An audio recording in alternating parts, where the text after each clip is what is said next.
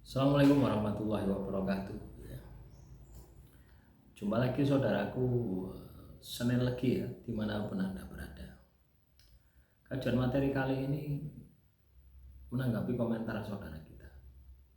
Kaitannya dengan bagaimana cara mengatasi suami yang egois. Ini sama saja dengan bagaimana mengatasi atau mengontrol emosi, entah emosi Anda, entah emosi pasangan Anda. Ya sebaiknya dua-duanya. Ya, yang perlu Anda lakukan adalah masakan yang tidak ada unsur hewaninya. Coba Anda masakan yang tidak ada unsur hewaninya, alias vegetarian. Yombo ya apa carane ya, Anda itu masak sing enak tapi sing ndak ono daging.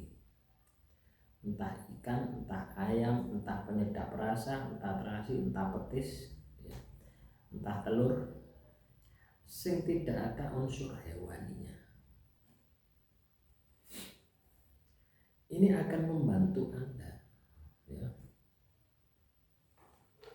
Ini akan membantu Anda untuk mudah mengendalikan ego, ya.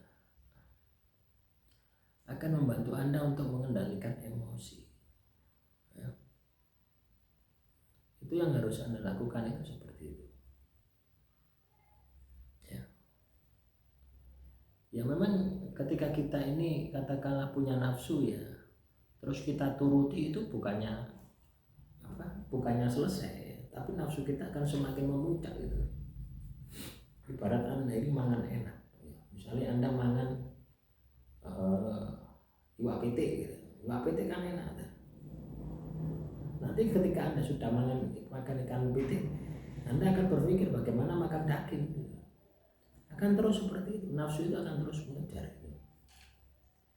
Tapi kalau Anda bisa stop, Anda bisa kendalikan, akan berdampak pada perilaku Anda gitu. Sehingga Anda ini akan mudah mengendalikan diri Anda, ya. Jadi seperti itu, akan mudah mengendalikan diri Anda. Juga bisa terjadi ya, katakanlah pertengkaran semacam itu karena faktor ekonomi juga bisa terjadi. Artinya pasangan Anda itu bingung memikirkan bagaimana mencukupi keluarganya, ya.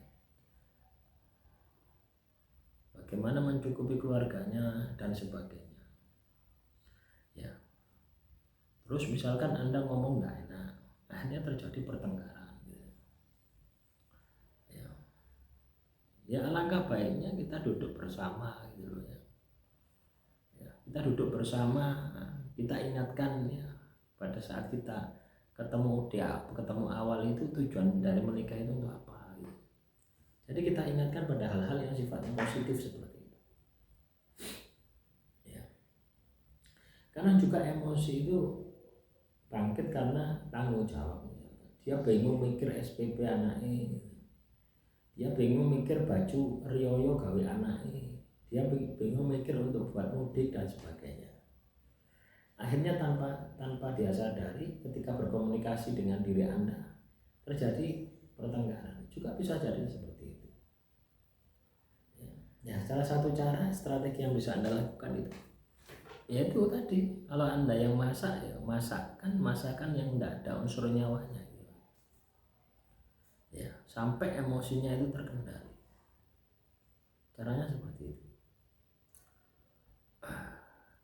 Kedua, diingatkan tentang ibadah. Orang emosional itu sudah pasti ibadahnya tidak maksimal, artinya bolong-bolong, ya. Karena ketika seseorang memiliki kualitas ibadah yang baik, maka emosinya sudah pasti akan terkendali.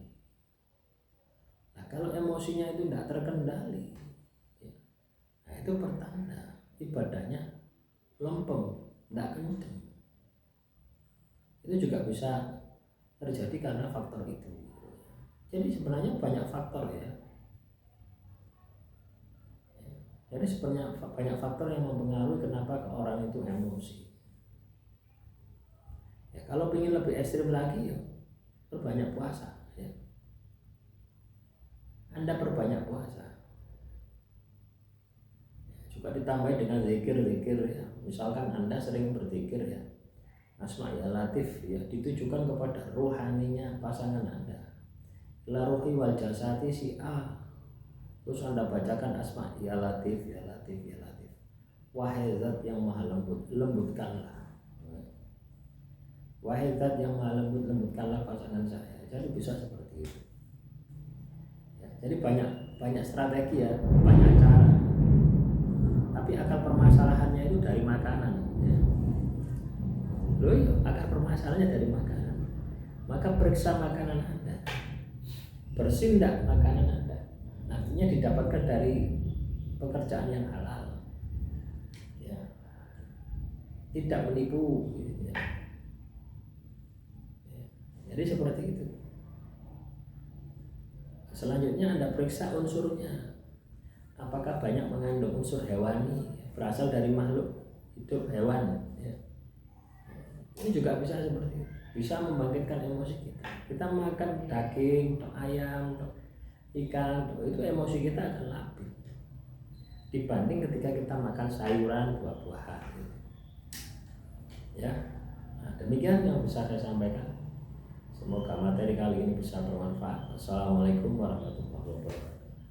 Salam Rahayu, Rahayu, Rahayu.